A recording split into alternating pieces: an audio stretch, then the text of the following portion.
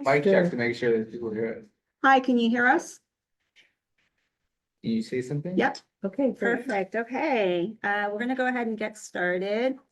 So welcome everyone. Thanks so much for being here tonight, whether in person or online. This is a very cold night. So we really appreciate you guys coming and joining us this evening. This is the December 15th, 2025 Parks and Environment Committee meeting for Manhattan Community Board 7. And my name is Daria Kim, and this is Barbara Adler. We serve as the co-chairs. And we wanted to wish you guys a warm and happy Hanukkah to those who observe. So before we get any further, I'd like to make a motion to adopt the agenda. So moved. All in favor? Motion to adopt. The agenda is adopted. So tonight, we're happy to welcome back the Parks Department. On our agenda, we have two presentations. Both are going to be presented by Parks. The first one is about a newly updated design on the River Run Playground, and this one will require a resolution, and we do have a quorum. The second item is related to an in-kind replacement of the existing ramp into Riverside Park South. This item will not require the resolution. So as we go through the presentations, I ask everyone to save your questions and comments till the very end. Thank you. Also, before we get started, Barbara and I wanted to thank the Parks Department for the tremendous amount of work you guys have put in. We know that's not an easy task to have to revise things. It's been several months, and we know during these several months, it's been a lot of work. So thank you so much for coming back to us and hearing the community's concerns. I also wanted to thank, Councilmember Gail Brewer for whose funding made this possible. So thank you. With that, I'd like to turn it over to the Parks team to walk us through the newly revised plan. Thank you. So good evening, everyone. Really nice to see you all again. So thanks for having us back. So as Daria said, we are returning to show you the revised design for River Run Playground in Riverside Park. I am joined this evening by John Harold, who most of you know, the Riverside Park Administrator, Ricardo Hinkle and Rachel Kramer, Deputy and Director of Design from the Olmsted Center. And also, I think Gary Rosman might be on the call, and he's our Parks Manager. Also, you've met before Terry Berger from Abel Benson Butts and Ivy Wang, who will walk you through the design.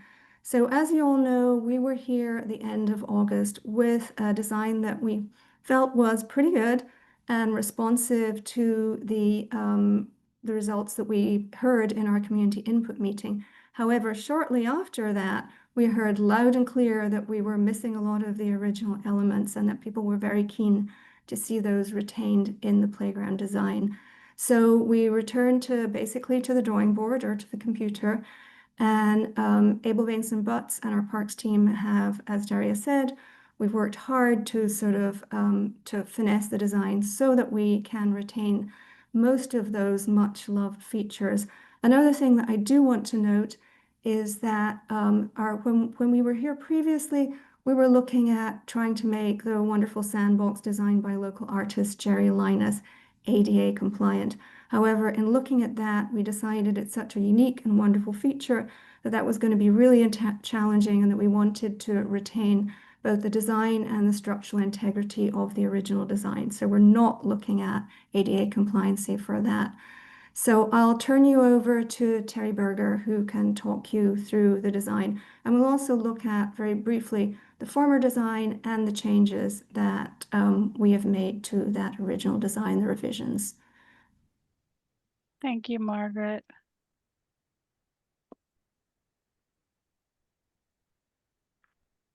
Okay, I assume everybody can see my screen? Yes. Yeah. Excellent. That is the first good news. Okay. So here we are. I'm just going to run through everything again. I know some of you saw this probably at the first presentation, but possibly there are some new folks joining us tonight. So the total budget for the project is just over 7 million, and the site is approximately 3/4 of an acre. And as was already stated, the funds for this come from Community District 6 and Gail Brewer. The playground is located at West 82nd Street, so right here in Riverside Park. However, the closest entrance, the closest park entrance to access the playground is at 83rd. Adjacent land uses to the east are predominantly single and multifamily residential. And this image, which is circa 45 photo, shows the playground right here. You can see the oval, and you can see the public restroom building there. Shows it in its historical context, specifically in relation to the park's 1930s expansion that happened westward. And this slide illustrates the amenities that Riverside Park offers within a half-mile walk of the playground. So that extends from Columbus Avenue from West 71st Street to West 90th. There are 4 playgrounds in the park within that radius, including River Run Playground. And then just outside of Riverside Park is Tecumseh Playground, which is the closest beyond Riverside Park. And this is our existing condition slide. As you likely all know, there is an existing public restroom building at the north end of the playground that dates back to the Moses era. So this was 1930s-ish. The present playground conditions are primarily from the late 1990s when there was a capital reconstruction project that happened. Of note, as you're familiar and as Margaret mentioned, there is this much beloved sandbox that was designed and built by a local artist, which will be retained as part of the project.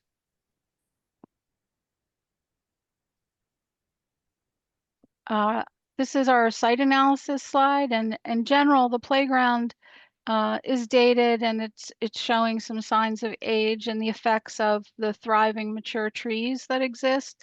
So there's quite a bit of pavement lifting that's happened through the years. There's also some localized drainage problems, which are expected to be from debris clogged drains or tree root intrusions. This are an existing tree slide, which shows you the relative size of the trees. It's a mix. The trees that exist are a mix of deciduous, including little leaf lindens, American lindens, and river birch. There are 3 smaller trees that were replacements of original trees. The ones that you see with the blue X, those are slated for transplant. Because they are small enough, we can do that, and it affords us a little bit more space to accommodate expanded programming. Those will be transplanted within Riverside Park, but not within the playground itself. And then I'm just going to take you through a series of existing conditions photos. The public restroom building as it exists, the east side entry, which is the primary entry for the playground. This entrance is on the west side. It is not the one that's closest to the public restroom building. I would say it is not regularly used. However, there is a double gate here, chain link in the chain link fence, perimeter fence, which is used for vehicular access for maintenance vehicles. On the right is the eastern perimeter of the playground. And you can see sort of off to the left or farther east, you start to see the rock outcrop, which actually peeks in under the fence. As it exists now, it intrudes into the playground proper. On the left, you can see the east side perimeter again, and you start to see the rock outcropping. On the right are the existing swings. The left, this is the southern perimeter of the site. And on the right is the existing sculptural sandbox. The existing spray shower, and just underneath the trees there, slightly in the distance, you see the base of the existing flagpole.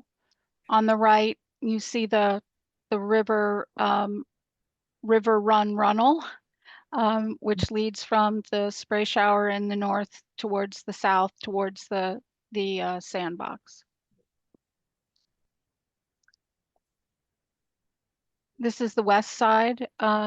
The image on the left is the west side of the playground. You start to see that root intrusion into the pavement and the pavement heaving. And on the right side, you see how the existing trees are quite restricted currently in the small tree pits that exist. On the left, this is the western side, or which is more towards the north end of the playground. And on the right, we kind of switch back to the east side here. So you see that rock outcrop and the benches that are existing benches, which are kind of placed right into an existing slope. Flagpole. And on the right is the existing 2 to 5 year olds play structure, which is quite small and quite low, and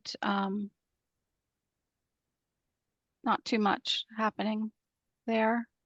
On the left is the existing play structure for 5 to 12 years old children.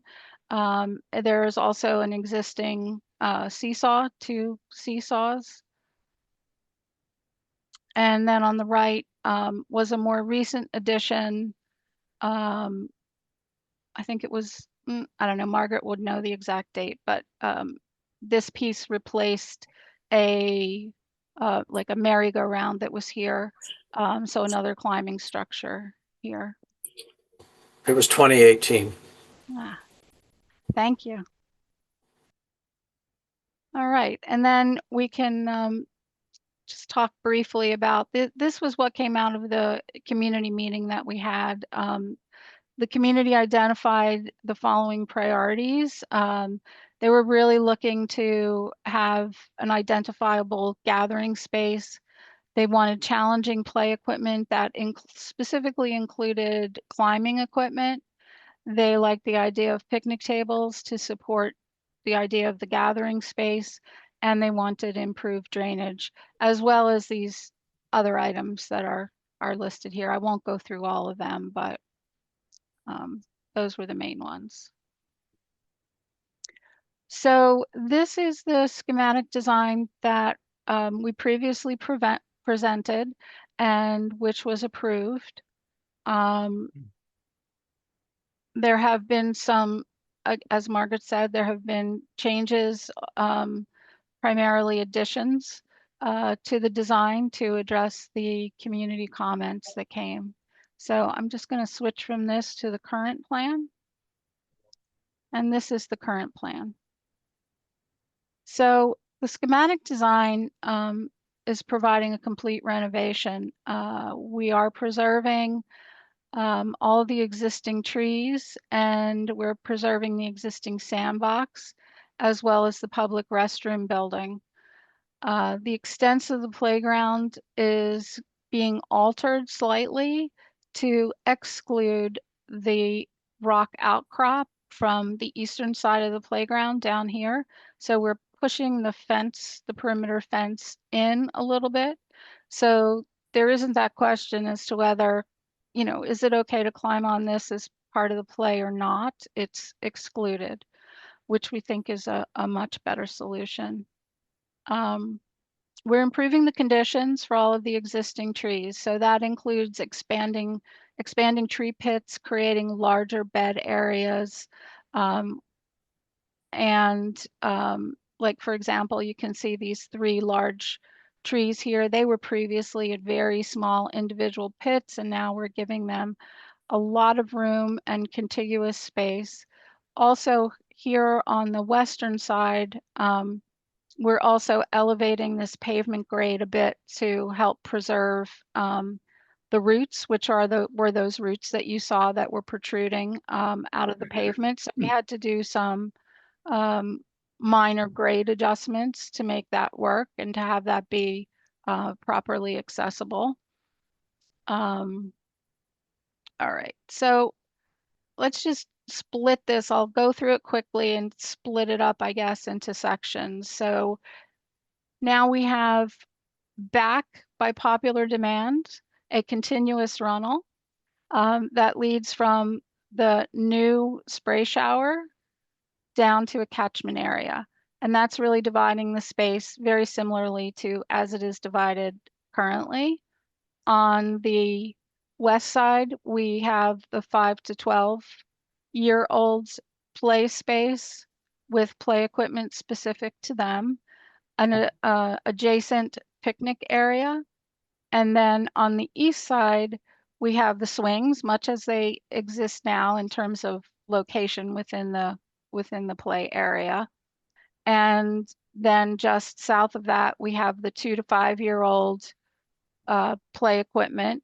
And adjacent to that, we have an area for tables and seats for tots. So this is a small, more diminutive table and chair that are appropriate for those aged children. Then to the north of the swing area, we have another gathering area which has picnic tables. Excuse me. And then in addition, so site-wide, the perimeter will be getting all new fence. That's being improved. So no more chain link fence. We're proposing lowering the fence height to 4 feet, and it will be steel fence, which is in keeping with other fencing within Riverside Park. We're also upgrading all of the lighting. So while we are able to utilize some of the existing light poles within the playground, we do have to introduce some new ones to get adequate levels of lighting for security. We're also including drinking fountains, new trash receptacles. There is an area for bike racks as well as scooter parking. There's a rack for scooter parking near the entrance here, and new benches throughout. So we're providing approximately 240 linear feet of benches. That kind of takes you overall in the plan. And then let's dive into, we'll go through some more of the detailed elements. This just reflects what I just talked about in terms of fencing. There's currently an existing 8-foot perimeter fence. The swings are currently enclosed with a 3.5-foot fence. That's being lowered to a 3-foot fence. This is our proposed fence diagram. As I said, 4-foot perimeter now, steel fence. And then in addition, to help prevent children from running through planted areas, we're introducing a 1-foot high wicket fence to help protect those planting areas throughout. That's any place where a bench location wouldn't already be protecting it. So we've tried to minimize that fencing to the greatest extent possible. This is the new swings. There was community input after the previous presentation about adding as many swings as possible. So we have been able to add 2 more bucket seat swings. So we're providing a total of 4 strap seats 6 bucket seats, and 1 inclusive seat. This is the play structure, one view of the play structure for the 2 to 5-year-olds.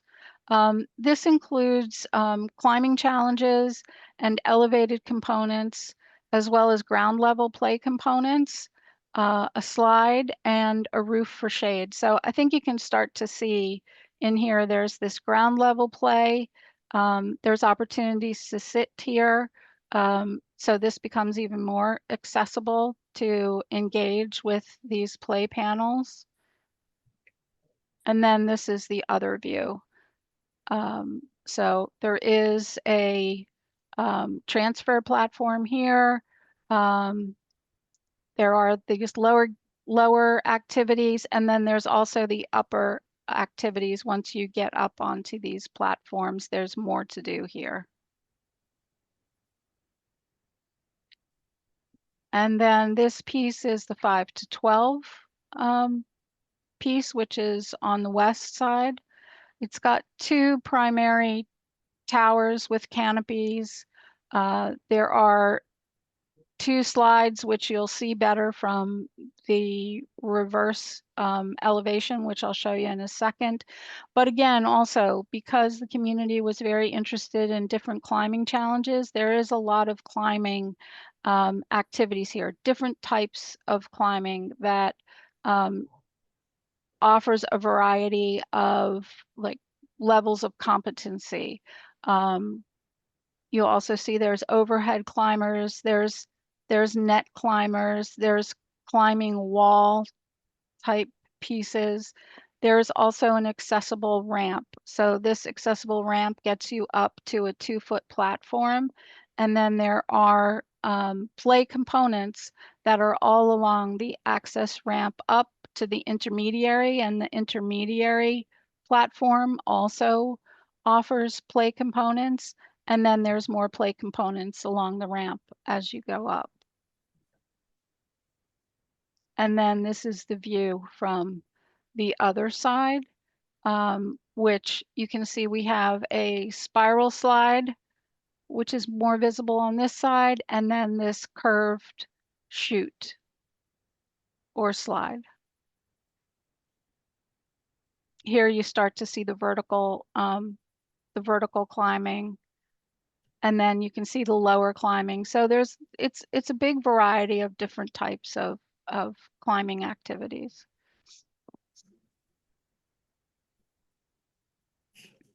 The new water play area. This incorporates boulders of a color that is compatible with the public restroom building materials. Some of these boulders in the spray area, which is this oval here at the north, will be piped for water to come out of them. There is one small cascade feature, which is pretty interesting, and then different types of sprays. So you start to see here what we're looking to do. There's jets, and there's a mushroom spray, a geyser spray, and then the runnel begins here at the north and traverses down the center of the playground to a catchment area towards the south.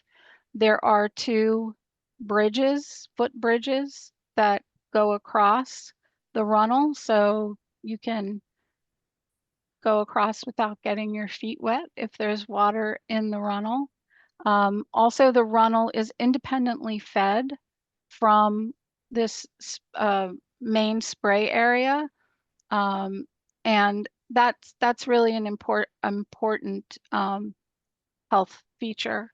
Also, the spray area and the runnel, the jets that feed the runnel, will be controlled by an activator bollard. The activator bollard will control each of them, and that will help us to reduce any water waste, which, as you probably all know now, it's the case when the water spray is on, the mushroom fixture is on, it just runs. This will help temper that. This isn't too exciting. This is more of a diagram of the utilities, the sanitary that comes through here and indicates the grading. This is a high point. Essentially, it's telling you that we're keeping all of the spray shower water is staying in the runnel and in the spray area, and the rest of the site is being graded away. In other words, the idea is we're not directing stormwater into these areas. And then this is an axon that helps, I think, pretty clearly describe how this works. So you've got your independent spray area at the north, and then the runnel appears to be contiguous with that, but the trick here is we really want that independent water source. So we're able to accomplish that this way. And you start to see we've worked very closely with our engineer to make sure we're getting a flow that's appropriate. We didn't want a situation where some child wants to play and put their boat in and it's not going to move because there's not enough water. It is a careful balance between how much is too much water and how much is not enough water. So working with the Parks Department, we've been able to strike that balance, I think, and really achieve what I believe the community wants, and based on their experience of what they have. Materials, for pavement, we're looking at a palette of concrete pavement, asphalt pavement for the main path areas. Bluestone will be going back. One of the things, I'm sorry, I neglected to mention was the patio that is essentially the foyer to the public restroom right now. Those sloped walkways that lead up to, let me just go back real quick. The sloped walkways that lead up to right here, sorry, that lead up are currently not ADA compliant. So this portion of the patio will be rebuilt, and we're regrading this so that these will be properly ADA accessible. Okay. And then the picnic areas, we'll be using a Hanover concrete paver. The spray shower area will have colored concrete, safety surface, and then you start to see the colors of the safety surfaces would be a mix of the gray, the green, the blue, and then the play equipment colors that you see here. These are the site furnishings that are proposed. We'll be using the standard Parks B-type bench with armrests, their standard wooden picnic table, drinking fountain with the high-low basins, and a bottle filler, precast concrete tables and chairs, the top tables that I mentioned, and then this larger big belly trash can, which is the standard. We talked about the 4-foot perimeter fence that will be new. That's this. It's has this nice top rail on it for Riverside Park, and then this will be similar for the 3-foot high fence around the swings. The wicket fence will be using the standard B9 pole with the Riverside luminaire and the city rack, and then, as I mentioned, the scooter rack. Our plant palette, so we've really focused the selection of plants on what will do well in this particular environment, and part of that is selecting materials that will do well amongst the base of these trees that, so we wanted some ground covers that will help grow in and around the roots of the trees, but they also have to be shade tolerant in the trees. But we've also selected species that anticipate the level of maintenance available. So they are all either native or adapted species that are hardy and known to do well in this kind of parks environment. In terms of existing permeability versus proposed, we are increasing the permeability quite a bit, as you can see, from 748 square feet to up over 5,000. And then some 3D renderings of what the design looks like. So in the foreground, you're seeing the west side looking east. So that's the large 5 to 12. And looking into the swing area across. Spray shower area with the 5 to 12 play equipment in the background.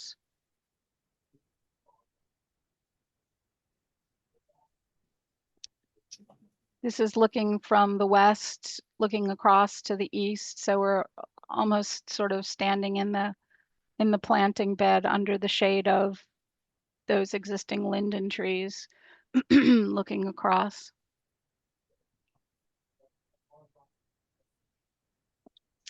And this shows you just a section through the site going from the public restroom building on the left, which is the north of the site, going south to the right. So you can see everything sort of in relation. And here we are, back at our current proposed plan. And I think we're open to questions. And I apologize if I missed anything, I might have. So Margaret or Ivy, if you want to throw something else out that I overlooked, please do. Nope, all good, thank you. Great. So we're going to take questions now, and we're going to do things a little differently. We're going to take it from the public first, Okay. in person or online. If you do speak, please just introduce yourself and your affiliation to Community Ward 7 or this area. And you can go ahead and either ask questions or make comments. Do you have any questions or comments or no? Oh, sure. I just want to echo your thanks also. I'm Shula from Councilmember Brewer's office.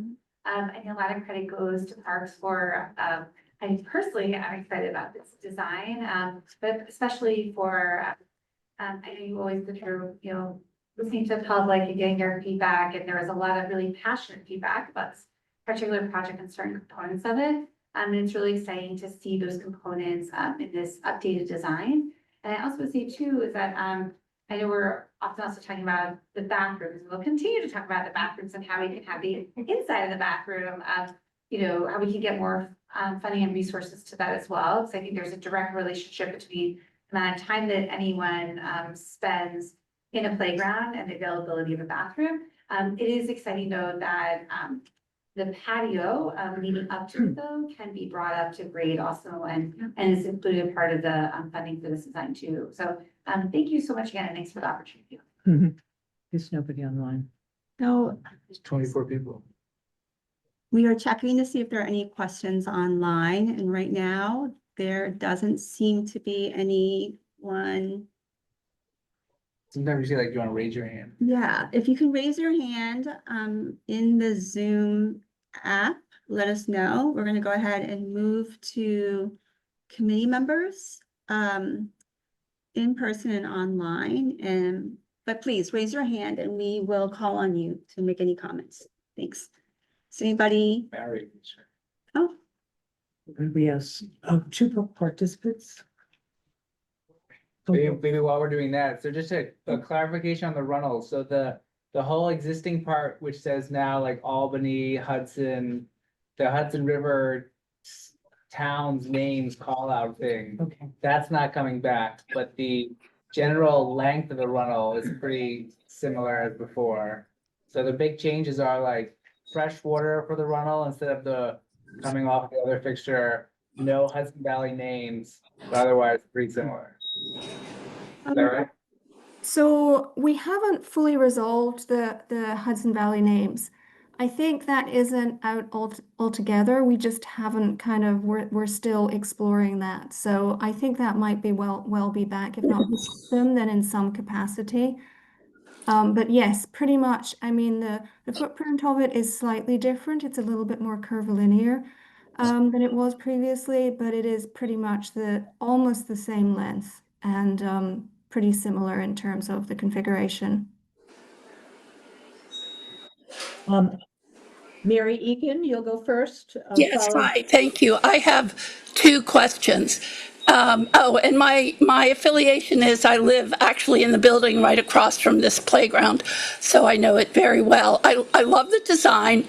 My first question is, I know that the traditional seesaws have now been deemed unsafe, although I thought I had read somewhere that they were going to retain a seesaw in this playground. And if you talked about that and I missed it, apologies.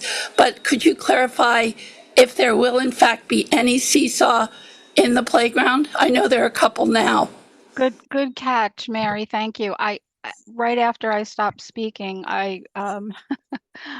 as is the case always, I remembered that I neglected to mention them. So right here in this, in our rendering, I'll show you another image, but we are putting back 2 new seesaws.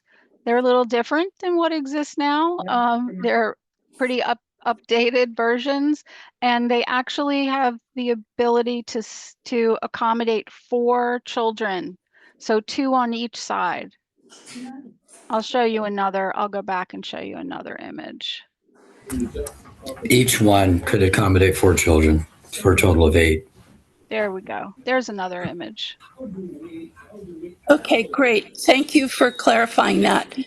And then my second question has to do with the fencing around the playground.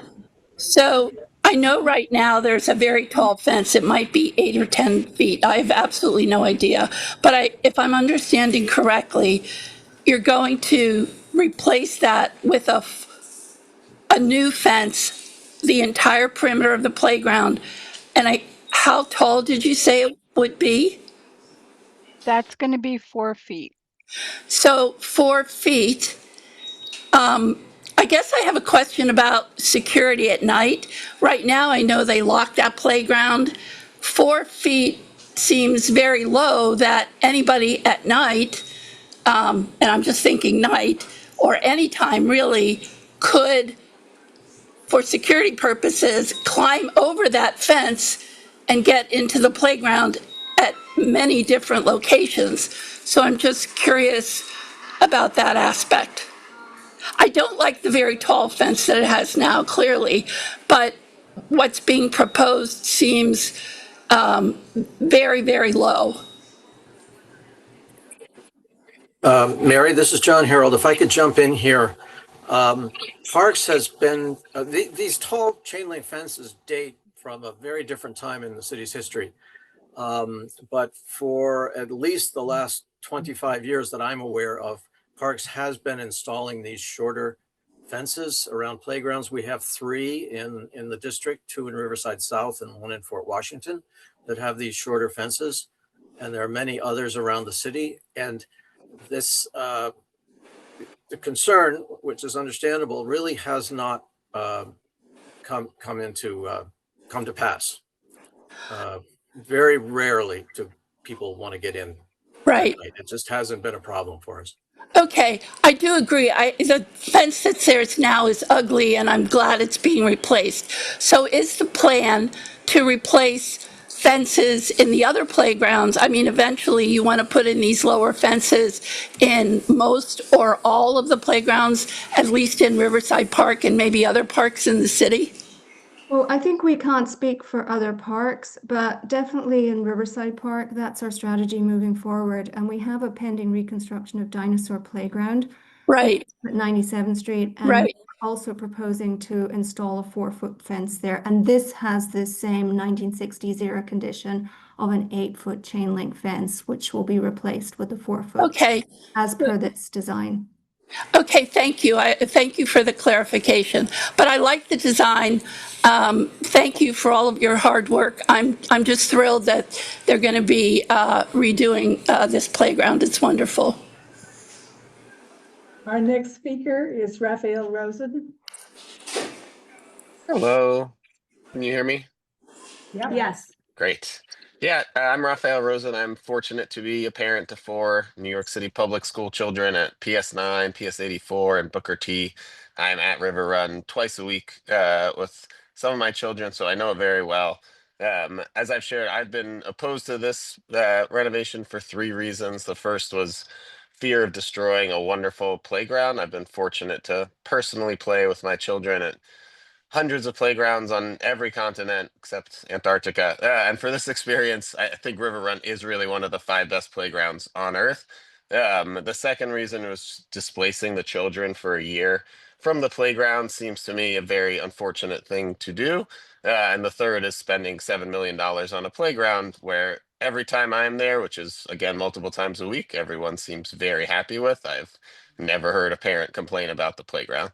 Um, that said, with the new design, I find it vastly better. I'm no longer as concerned about destroying a wonderful playground. I think this new design is really lovely. I think it'll be almost as good, if not as good, as the existing one. And personally, I'm also really heartened to see the city and the Parks Department take into account the input of parents um, and community members. And this whole process just feels very responsible and thoughtful. And for that, I'm really grateful.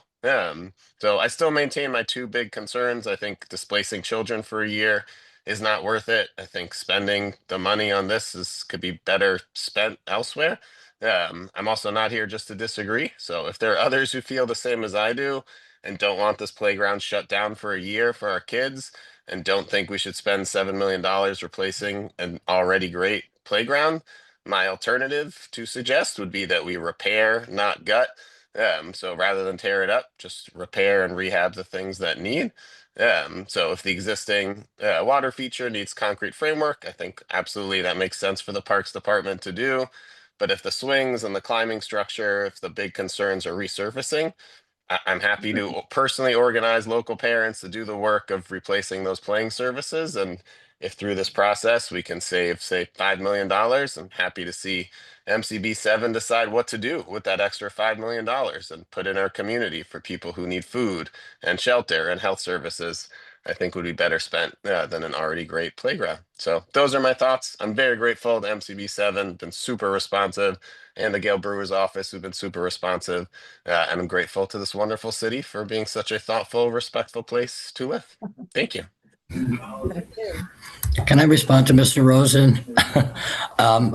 The original landscape architect, Chris Crowley of the playground, of the River Run Playground, I've supervised him. I've worked with him for 32 years. He sits next to me at the Olmsted Center in Queens. I'm going to pass along your tremendous compliment. I think he's going to be thrilled. Thank you very much. Oh, great. And I mean, just to respond to the duration of the project, I know a year seems a really long time, but when you start excavating, we have to replace a lot of the infrastructure, underneath the playground. So it really does take a long time, from the point where you're doing the excavation, the point where you're replacing catch basins, the point where we're doing a lot of work to meet current DEP drainage requirements, and then all of the complexity of the new design. And I think I hear what you're saying about, could we just go in and, reconstruct portions of it? But that ends up being a sort of band-aid solution down the road. And then you have a situation where you have different things failing at different times. And it really is, I think, better just to look at the whole design holistically. And, we've had more than 25 good years out of this playground, and I think it will continue to deteriorate at a sort of swifter rate if we don't address those now. So I think in some respects, although it seems like a lot of money, it is, you know, to do wholesale reconstruction is really better for the longevity and the enjoyment of generations to come. Thank you. Okay. Is there anybody else online? Raphael, your hand is still raised. Did you want to say something else? Okay, we have one more speaker, Matt Gurwitz.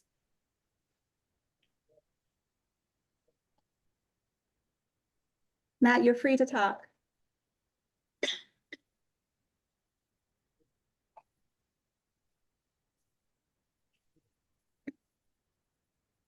Matt, if you're, oh, On me, thanks for listening to all our concerns about the park and kind of really listening to what a lot of the parents had said about the park. And this plan looks a lot better than the original plan. I just my one question was answered about the historic towns, and then the bathroom isn't part of the fixing up, because I know there's those monkeys that are very similar to the ones that were taking out at 125th Street. So I was just seeing if it was part of the plan. But I really think this is a great plan and very much excited that this will be the plan. And it looks amazing. thank you. Thanks. And Thank you. The bathroom, there is not a bathroom reconstruction, unfortunately, as part of this capital project. Aero exhibit, they talked about these monkeys that Robert Moses put in at the park on 125th Street, and they're identical to the ones here. So I was just interested in that similarity. And so Yeah. We're painfully aware of it, yeah. Thank you so much. Yeah, there are no more questions, it looks like, from the community online or in person. So we're going to start with community members here in person for comments or questions. If you have any, can you raise your hands? Yeah, I have a Lottie? question. In the design, is there any of the play items for young people with special needs that need accessibility? That have mobility issues? I mean, we have one in every 6 children is in the spectrum. So we're trying to figure out what there is accessible for kids in wheelchairs, kids on the spectrum, young people that are I think, that want to go enjoy the park too, but that are, I think is there a handy chart I thought I saw of the playground equipment with the ADA requirements that are being met and exceeded? Is that something you can pull up and talk about?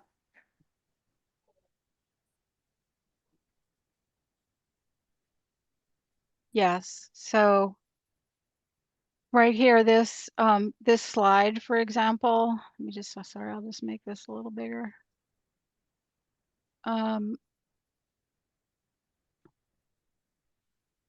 So this tells you 8, so elevated components that are accessible by ramp, 8 are required. This is per the Consumer Product Safety Commission and the ADA standards. 8 are required, but we're actually providing 13. Elevated components that are accessible by transfer, meaning there's accommodation for someone to transfer from a wheelchair, to the equipment. 8 are required, we're providing 9. Then there are lots of ground level components that satisfy the accessible use. Again, we're providing 12. And then in general, just different types of ground level components, 9. So that's for the 5 to 12, and the same thing here for the 2 to 5. There are elevated components that are accessible. 7 of them are provided. Ground level play components, there's 14. And different types of ground level components, there's 4. Meaning different types, meaning like a variety of, like within the category of accessible components. So yes, there is quite a lot for children with varied abilities to do. Thank you. Any other questions from committee members? Okay, Question about a possible calendar for the project. The schedule. did you hear that? It was a question about the timeline. So I think that we lost a little bit of time with the redesign, but I'm assuming, and Rachel, correct me if I'm wrong here, that we have probably another 6 months duration in terms of completing the design and finishing up the construction drawings. And then our bid cycle after that will follow. We have now a new element in there, which is post-design, which allows us to get our approval from other agencies, which tends to take a little bit longer from DEP, DOT, and also DOB in some instances. So then the project will go out to bid. So we typically have a 1-year bid duration. So that would put us in construction in 2028. Am I correct there, Rachel? Yeah, I think it could be a little shorter than that. We do have a SWIP, which is a stormwater prevention plan, which is, we capture all the rainwater, and instead of just shooting it out into the sewer system, we're going to be containing it and treating it. So that approval takes a little time, but we are sort of having a summer transmittal date. And then I would say maybe the next fall or winter, like you said, it would be the end of 2027, early 2028. Sounds right. That sounds right to me too. Yep. Thank you. Any other committee members with questions? Yeah, I see on the, the display we have right now where the fence has been moved in away from the rock, that there's a little bit of greenery there. Is that planting or is that just an artifact of the rendering? The sandbox? It'll be planted right here. Yep. Yes, it will be planted. Got it. I just wanted to echo put a vote in for keeping the place names. And then obviously with the 4-foot fence, I think that is pretty standard up where I am, Riverside Park, and it works well. 100 to 125th Street, 4-foot is very standard. So. Yeah, I agree. Thank you. Any other questions from our committee members? My eldest kid grew up in this playground, and then her first sleeve tattoo was the Hudson River with all the place names on it. I think there was a connection to that early. That's great. Well, the existing plaques are little granite plaques, so we have to kind of look at whether we consider reinstalling those or whether we look at an alternative treatment. But those are details that we will continue to work on. If we can, We're definitely hearing loud and clear that there's a direction for us, so. if we can preserve them, I think we should. Yeah. Yeah. I don't know if my mic is Yes. I don't think there's anyone online. You want me to go now? Yeah, go ahead.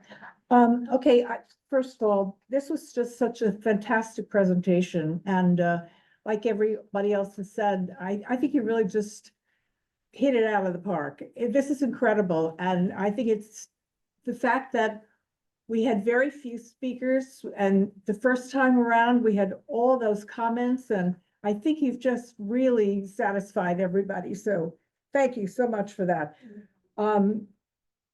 The climbing structures, I find them so fanciful and so fabulous. I just am sorry that I guess I aged out of this playground myself, because I can't wait to bring my grandchildren there.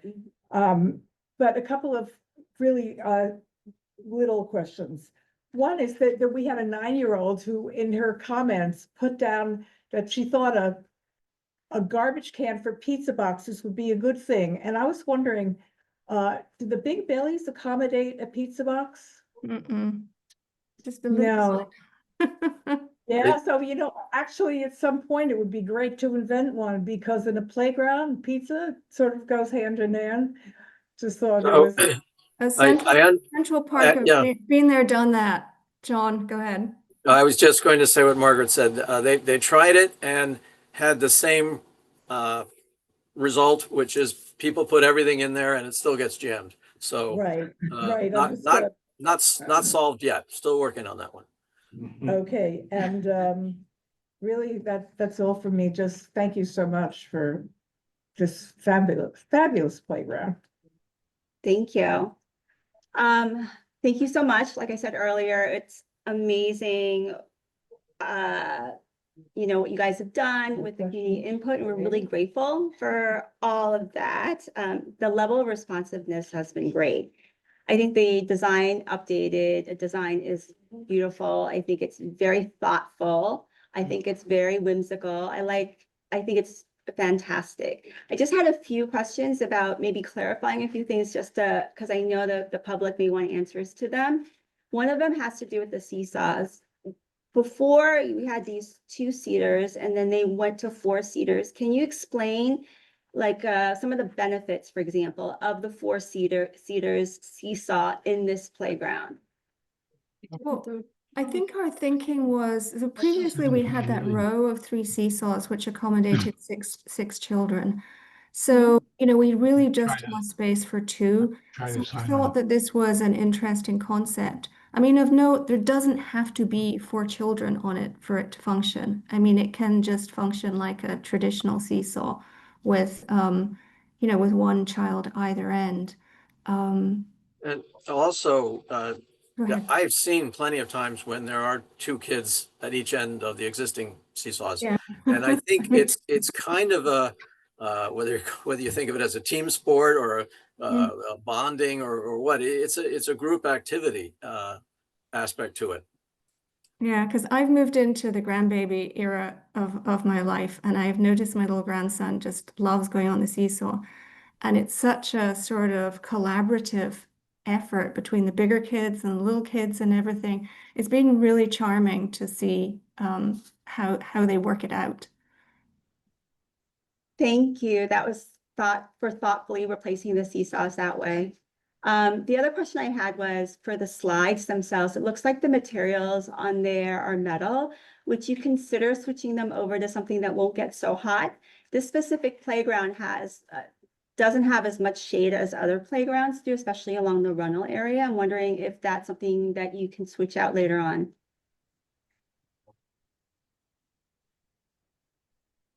They get the smells get extraordinarily hot in the summertime for kids. I think we'll have to do a shade assessment because usually we like to have the slides going to the north so they don't get the direct sun. So okay. we'll do a shade assessment of that, make sure there's enough shade to allow us to do metal. We don't like to do plastic if we could avoid it because the metal is more durable, the stainless steel, but we'll do a shade assessment and make sure that that's appropriate. Thank you. We understand. Another thing is that one of the questions that was brought up before had to do with the timing of the construction related to this playground and the dinosaur playground. Can you tell me whether or not any portion of the construction will overlap so that the community will know what's coming up? I think that dinosaur playground should be complete by the time this goes into construction. Because we're just moving into the bid cycle there. So we're probably about a year ahead of where this project is. And I think that's something that we would also take into consideration, regarding timing, as this project moves ahead. Great. Okay. And then I guess the last question I had is there anything else on this plan that's still under review that may be subject to change that you want to incorporate just yet? Or is this, in your mind, the final design that you'll be presenting? As you know, we do go to Landmarks Preservation Commission next, Yep. and then we go to Public Design Commission, and we don't anticipate any changes. I mean, other than looking at the placement of the Hudson River names, things like that, which we're happy to update you on, if that sort of, as we move ahead with that. But unless Landmarks or Public Design Commission have any major comments, then we would anticipate this being, this being very close to our final design with no significant changes. Okay, great. Sorry to interrupt, but I'm sorry to interrupt, but I have to leave.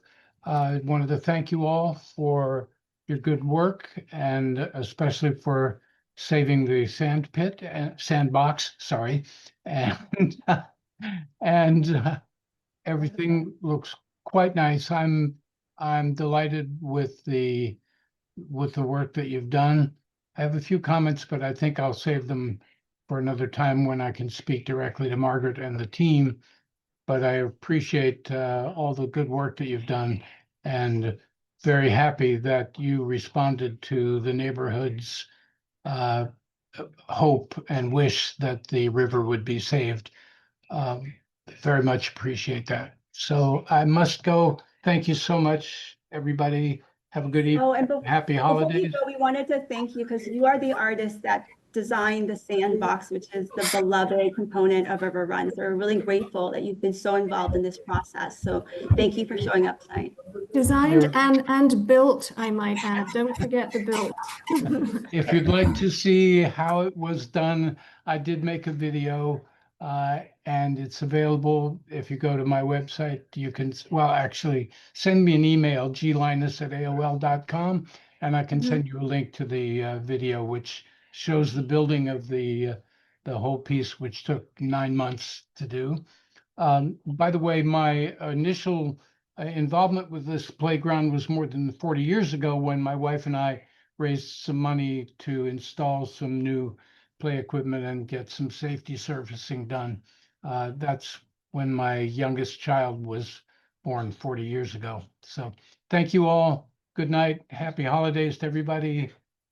Thank you. Thank you. Thank you. Bye. Jerry. Good night, Mary. Bye-bye.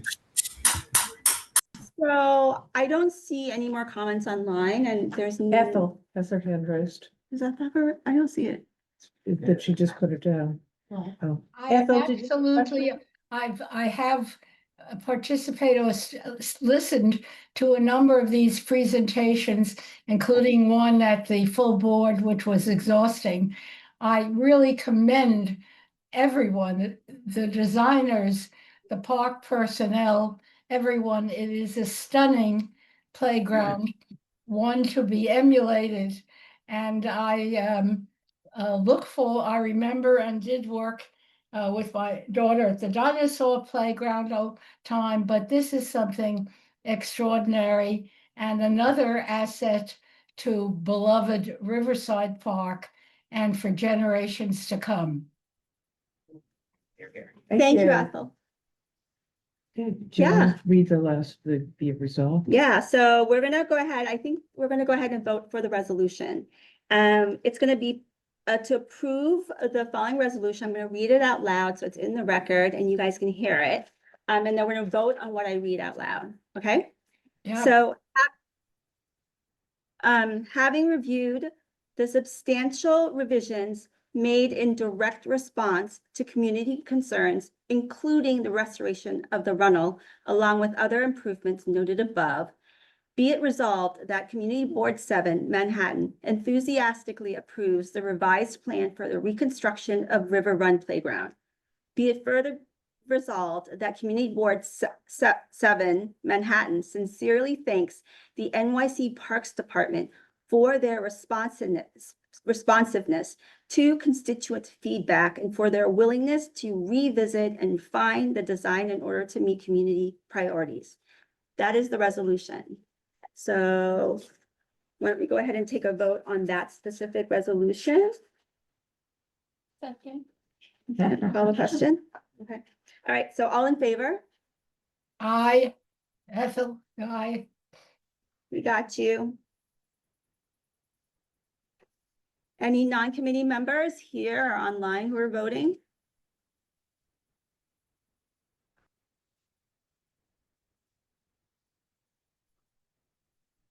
Nope. Okay. So congratulations. The resolution is passed unanimously. So thank you so much. Thank you. Thank So you. much. Before, let's see, there's another, you guys are presenting another, oh, you guys have another presentation. And this is for the in-kind replacement of the existing ramp into Riverside Park. This one does not require a resolution. Is that correct? Correct. Okay, so why don't we go ahead and go through that too? Right. I'm just trying to figure out how to share my screen here. Sorry. Oh, sorry. Margaret, the share screen is lower middle. Oh, I see where it is, but when I pull it up, Let's see. can you, oh, it's not showing it. Let's see. Check. You can click window. Does Margaret have permission to do that? I'll check. Margaret, you want me to pull it up? Because Yeah, maybe we should, because I have it on my computer, but it's not showing up on my share. All I'm sharing is Zoom at the moment. oh brother, That's not good. I got I'm sorry. Great. We anticipated this might happen, so Ricardo was plan B here. Oh brother. I'm gonna have to leave. Sorry, I have to leave. Okay, thank you, Ethel. Thank you. Thank you. Sorry. Good night, Ethel. Stop share. Okay. Oh, there it is. Can you see it? You got it. Oh, good. I'm gonna stop. No, it's Oh. gone. It was there for It a was minute. Ricardo's screen that we saw. Oh, okay. Oh, that was mine. Oh shoot. Now I stopped doing it. It's all good. I've been there myself. You also have it at CB7. I sent it to you as well. Shoot. Did I give it to you too, John? Do we have 4 options here? Oh dear. Let me do it again. Oh,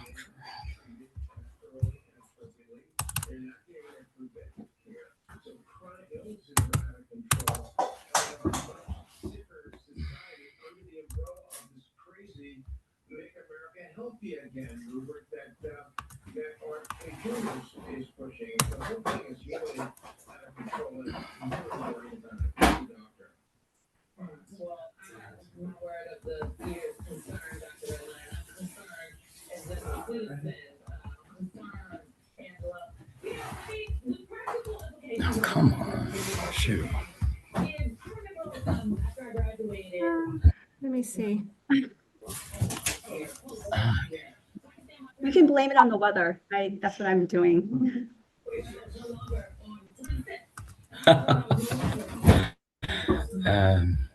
So I'm trying I've to get got it. my screen again here as well.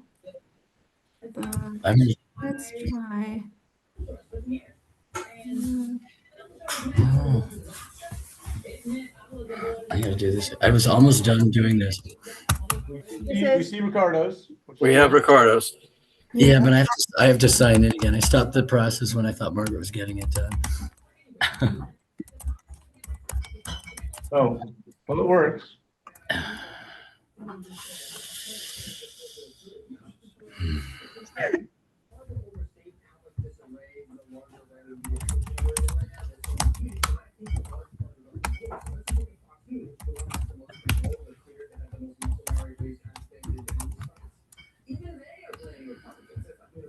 This meeting is being recorded.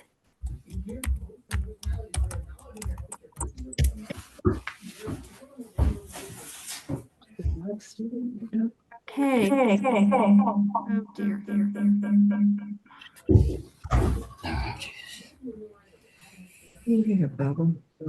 Can, one of the microphones has to be muted. You could unmute all and then unmute this. This is a complete mess here. I can't even I think I've got it. We could see it, Ricardo. Yeah, I can't see it though now. Hold on, let me log in again.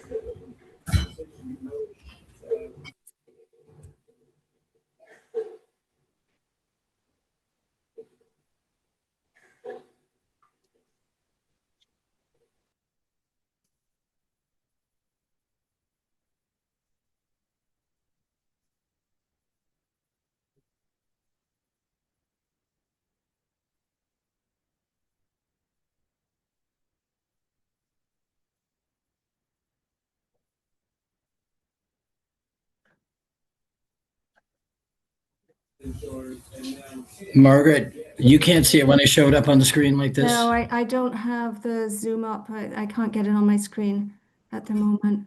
Wait. You can't see this? We can, the rest of the crew could see it.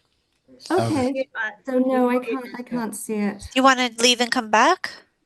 That's what I'm trying to do. Okay. So, okay, Ricardo, well, this is, What do you want to, log out and log back in? yeah, that's what I'm trying to do. Okay. In the meantime, I could get started if you wanted. Hold on, let me, Okay.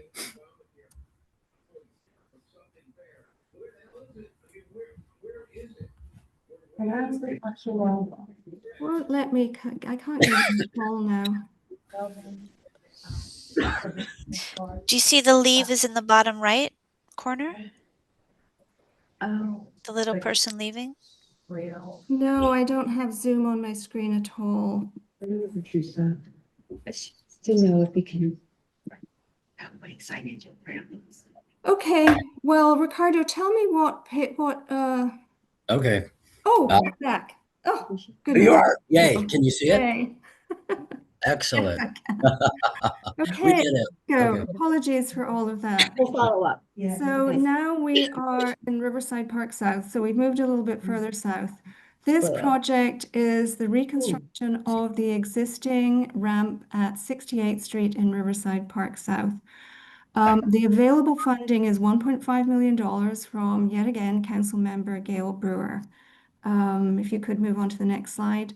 The next slide. Oh, it went down too, sorry. Yeah.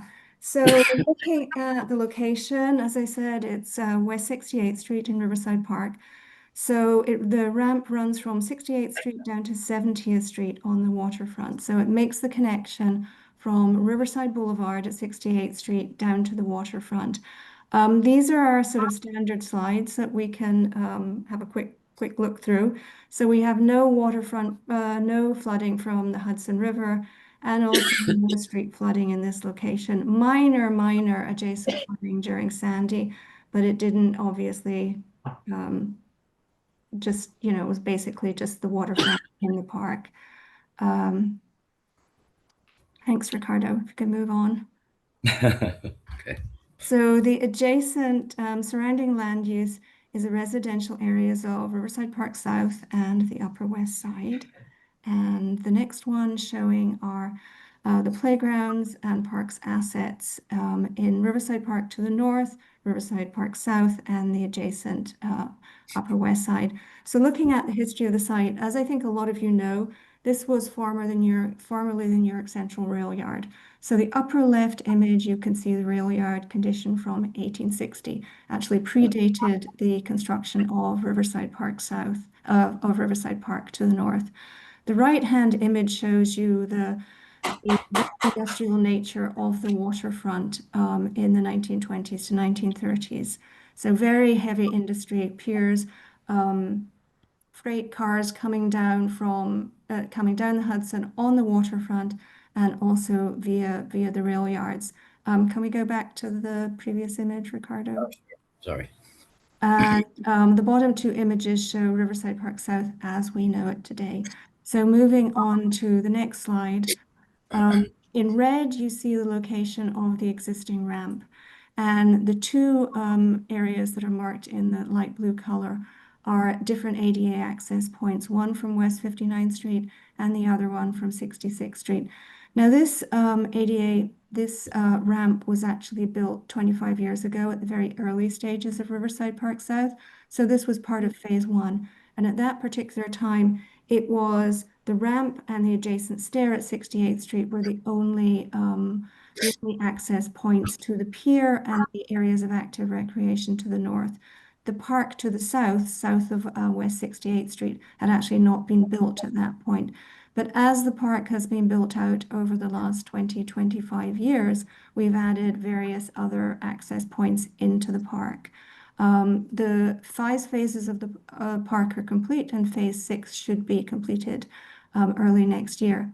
So this was sort of the optimum time to go back and look at the ramp again, which, being 25 years old, is in a deteriorating condition. If you can go to the next slide, Ricardo.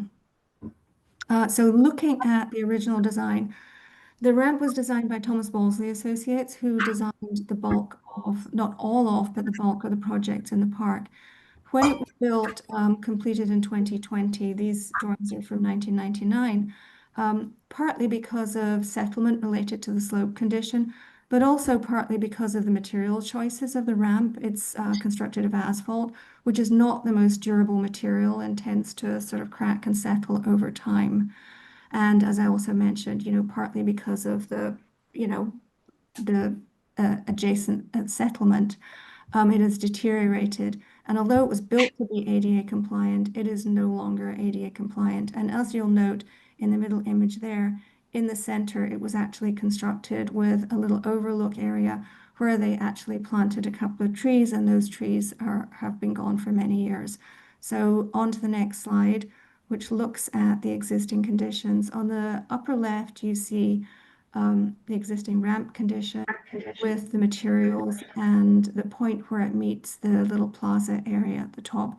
Center area shows the plaza with one tree on the right-hand side of that image where there's a little bit of heaving and settlement in the adjacent pavement.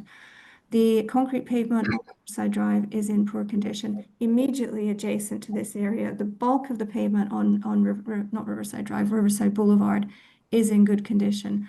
But as you can see on the right-hand image, the paving immediately adjacent to the overlook is in poor condition. The left-hand and center image show you the general condition of the existing ramp.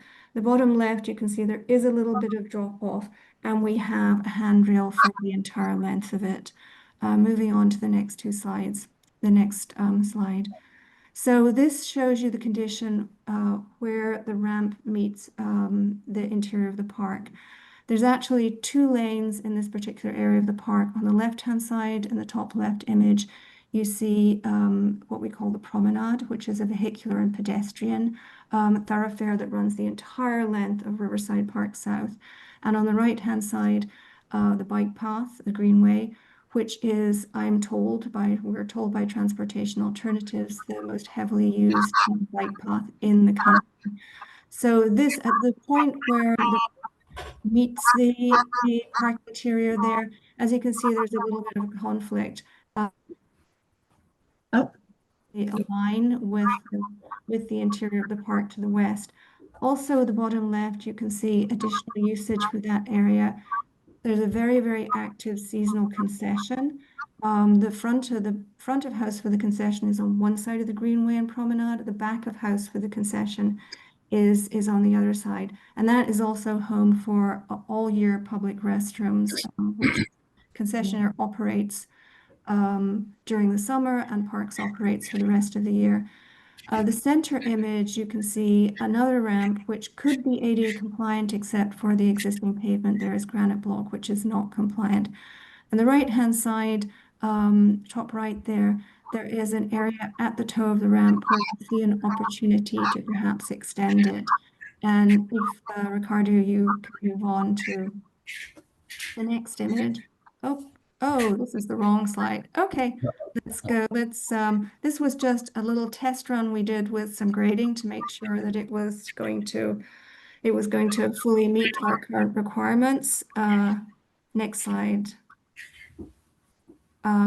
So looking at our proposed design here, so we have decided to change the materials to a more durable material. So our plan is to use concrete pavement. So the way ADA ramps work is you have a ramp section and then you have a flatter section and ramp section. So the longer sections here are a slightly higher pitch, and then the shorter sections that you see created are the landing sections. So this this provides a sort of continuous ADA compliant access from West Riverside, from West 68th Street down to the waterfront. And we also plan to retain the overlook area, put some more decorative pavement there, put some hex block pavers in there. And if you move on to the next slide, Ricardo, we can look in a little bit more detail. So we plan to replace those deteriorated sections of concrete pavement on Riverside Boulevard. We'll do a little bit of replacement of the existing pavement at the overlook area where we have some deterioration heaving, and at the point where the new ramp will meet the plaza. Running down the ramp, you can see our proposed concrete pavement. We plan to retain the existing curb, which will minimize our excavation in this fairly steep slope and do some changes to the elevation where required to meet the existing grade. And the next slide is looking a little bit more closely at the overlook. As I mentioned, we plan to put slightly more decorative hex block pavement, which is one of the typical materials for the park. And you can see on the right-hand side, the reason that the overlook was placed there, because you can look under the highway structure directly at the transfer bridge, which is currently in the process of its very own rehab. And the benches, we plan to move the benches to the west side of this overlook, which clearly will be a much more hospitable seating area off the main ramped pathway. And the final slide for the layout. So where the ramp meets the park at the bottom, we plan to extend the pavement. So then the existing pavement will then be flush, will be on grade at that point, and we'll make a connection to the public restroom. So anybody coming from Riverside Boulevard can either go directly to the restroom, or they also have an area of refuge where they can cross over into the park. So the striped section that you see crossing from the new pavement area into the park is now, a linear straight connection instead of being the previous dogleg connection. So it makes a safer connection into the park and also allows for a better transition as people cross backwards and forwards over that walkway. And in the bottom of this image, you can see where we also plan to repave that area, the ramp that was previously paved with granite block pavers. And on to the last couple of slides. Looking at our existing materials, this is the typical bench, typical pavement, and the handrail. So the existing handrails throughout the areas of the park, the palette that has evolved over the last 25 years of construction of the park is stainless steel materials. We need a lot of this fencing for this project, which we're proposing to use a powder coated finish on our handrails, which will look similar to stainless steel, but will be considerably less expensive. And the last slide shows some of our plant material choices, where the larger image on the left-hand side shows phase 6 currently under construction. And you can see the palette and the extent of the tree plantings in that area. The area of the park that we're looking at by the 68th Street ramp has no trees. So this seems like an opportunity to augment the palette there, to add this tree canopy, understory and overstory trees to that area, to add to the sort of general interest seasonally in that area. And please let me know if you have any questions. Thank you, Margaret.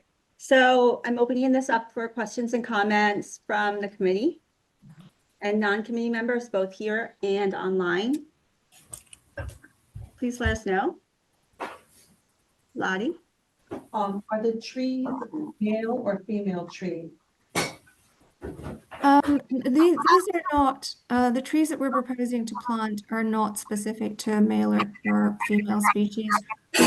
Ginkgos are the ones that we tend to steer away from, trees that will sort of fruit and reproduce. So it's not an issue with these particular trees. So they won't produce like pollen and like, will they heighten the pollen count? Well, I mean, no more than is typical for their species. I mean, and I don't think these are these are trees that have a really high pollen count. But I will verify with our We know- horticultural department. You know? Pollen's a problem. We have one Yep. person online. Eleanor Katz. Who? No trees get out pollen, no trees pick it up. Eleanor, are you Yes. there? Yes, I am. Hello? Hi. I know. Hi. I live on West 70th Street near Riverside Boulevard, and I frequent the park a lot. And I do walk down that ramp. And as was mentioned at the beginning, it is not ADA compliant. What makes it not ADA compliant, and what will make the redesign ADA compliant? Because I find it to be very steep, a steep grade. That's my question. Well, unfortunately, it was built to be ADA compliant, but as I mentioned previously, you know, the choice of materials didn't really sort of allow for a kind of regular grade, and it just has deteriorated over the years. So they haven't really fully defined the ramps, which in our proposal will be 8%, and the landings, which will be 2%. So even though the 8% might feel a little bit steeper, you'll then sort of reach a point with that shorter landing where it will be noticeably flatter. But 8% is a standard AD, compliant ramp. I mean, this conforms to the Americans for Disabilities sort of requirements. Yeah, if I could add to that, ADA compliance is 1 to 12, so which is 8.33% opposed to 8%. And then the ramp sections are maximum 30 feet long, and then you have a minimum 5-foot wide landing. And I think where it did not meet ADA requirements, as Margaret said, the landings were not defined enough, I believe, per ADA. And making them concrete where we can form them so that they're, specific landings and specific ramp sections will make them much more ADA compliant, because when they do it in asphalt, it's very hard to make that distinction. Okay, thank you very much. You're welcome.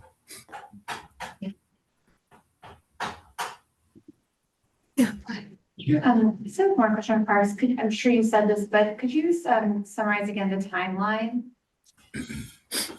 So this project, because it has a lower budget than the play and a lot less complexity than the projects that we typically bring in the playground projects. I mean, this is what we call a small pictures project. So typically these projects move a little bit more quickly through our process. So I would hope that we'll be getting this project into construction early 2027, as opposed to the playground, which is will be a little slower because of the complexity of the whole project. Yeah. We also started the design work for this project much later, so it's catching up, and it's going to surpass the schedule for the River Run playground. Any other questions? Ronnie? I Googled the tree, and it says that it contributes significantly to airborne pollen levels. So I wanted to request that you consider, love the trees, but consider the planting trees that will contribute positively to the health of the people that create the park. Which specific tree were you referring to? The Quirban, rubra. The Porpoise? porpoise, oak, yeah, oak has Porpoise. a higher pollen count. We'll look into an alternative to that. Yeah, that's all. If you could Okay. look at. We're also considering red maple, so there are other options. Yeah, awesome. Thank you. Thank you. Thank you. There you go. Any other questions? No.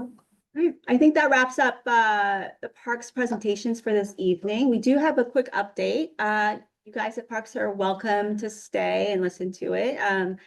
Although I know you want to get home and get hot chocolate for this evening, but you're welcome to stay. Thank you for your presentation and for joining us.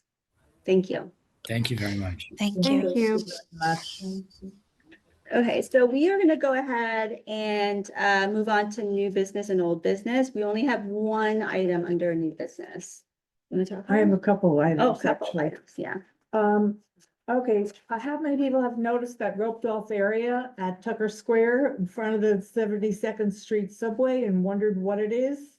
I did. Okay, I have an answer. Yay. The DOT is replacing the elevators at 72nd Street. It would have been very nice if they put a little sign that said the MTA is working on the elevators. They will be new and restored, but nothing, there's nothing at all. So anyway, that's what's happening there.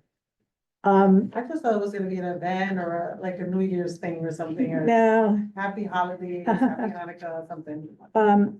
our next parks meeting, which is going to be held on January 12th, which is not really our regular date. It's, I think, a week before. We will be having a public hearing on safety of the pedestrian crossings along the Central Park drives, and that will be joint with transportation. And in light of that, we got a very interesting letter today, which Alex forwarded. It was actually sent to him from Danielle Zuckerman. Thank you, Sheila, for that introduction, by the way, who is the Manhattan Borough Commissioner. And she wrote, "Dear Mr. Bell, I am writing to inform you that the city plans to reduce the speed limit over Central Park drives from 20 miles per hour to 15 miles an hour. Following the enactment of Sammy's Law, the city of New York has the authority to reduce speed limits to 20 miles per hour on individual streets and to lower them 20 miles per hour on streets with additional traffic calming treatments.